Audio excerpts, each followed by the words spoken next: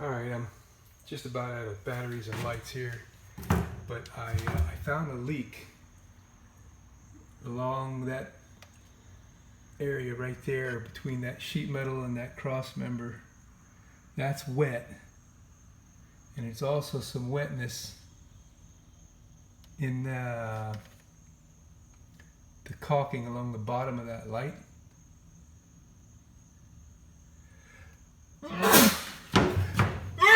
Oh yeah. And I found some moisture coming from up in there, and there's pretty much nothing that can leak between the light and this piece of glass other than that piece of glass and the light.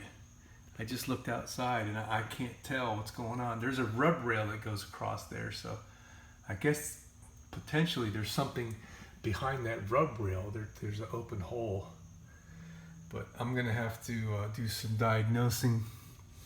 Now we got a bunch of water down in there.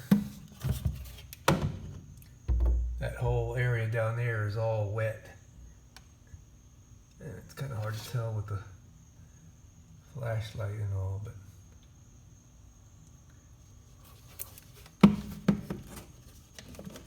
see if I can.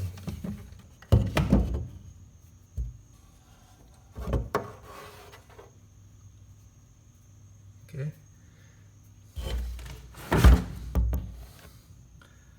So something's leaked pretty good now. There's a hole up here where the license tag light goes. Now, I guess I can show you that.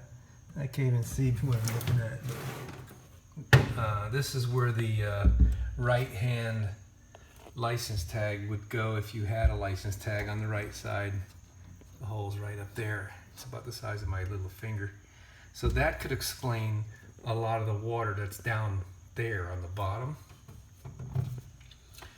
But I can't explain the water that's up here.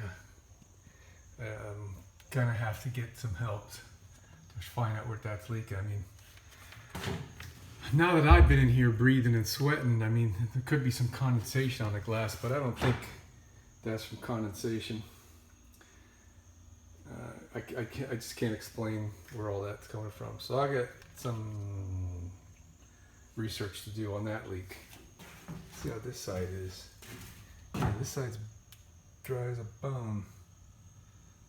And it too has a license tag light that there's an open hole, but there's no water in it. Oh yeah, there is. I can see some shine right here. But that's to be expected because we got an open hole right here. Okay?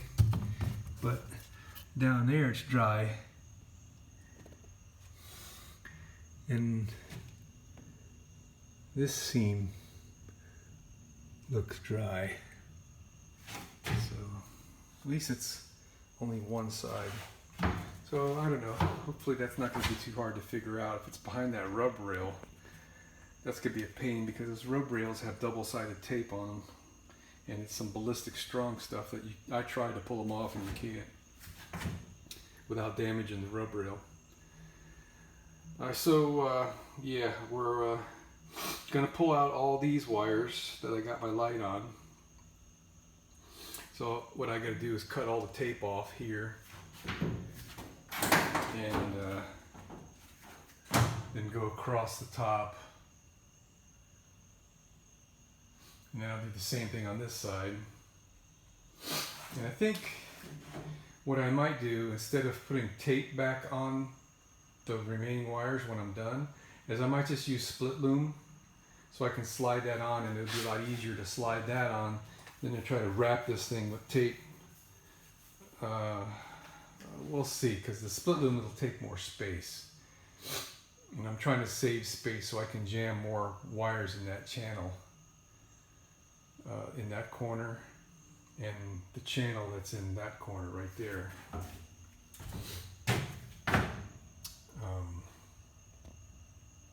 Yeah. So yeah, maybe I'm trying too hard. I might have to build a box in that corner because I'm gonna have more stuff. I got solar power that's going to be coming off the roof. I've got interior lighting. I got interior fans. I haven't got all this laid out yet. I just hope that I can use this raceway for damn near everything that I want to put in the bus. I got a raceway there that'll have a cover on it that I could have a removable screw-on cover. It's what it's made to have anyway.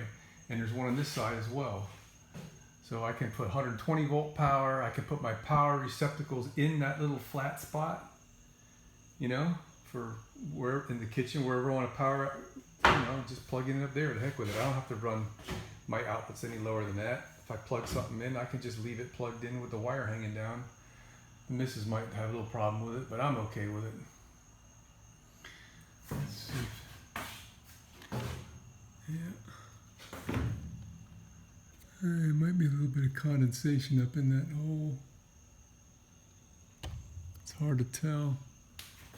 I have to put my light down to tell for sure. But it's the driest this bus has been since we've owned it. That's kind of cool. It's dry down there.